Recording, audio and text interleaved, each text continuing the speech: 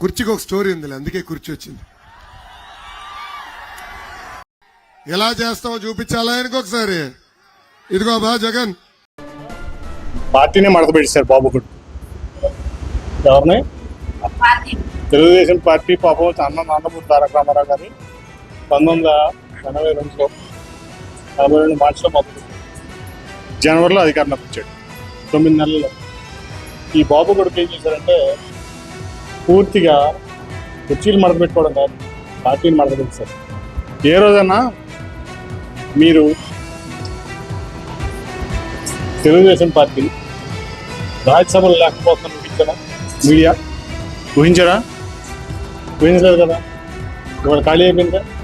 రాజ్యసభలో టీడీపీ 0, అవునా? తెలంగాణలో 0, కనీసం పోటీ కూడా చేయలేకపోయాం. అంతకుముందు బీజేపీతో కలిసి పోటీ చేసావు 14, తర్వాత కాంగ్రెస్తో కలిసి పోటీ చేసావు 18.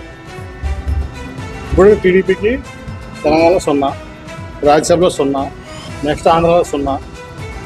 నువ్వు నీ కడుపు మడత పెట్టుకుని నీ రాష్ట్రం తెలంగాణ వెళ్ళిపోతావు.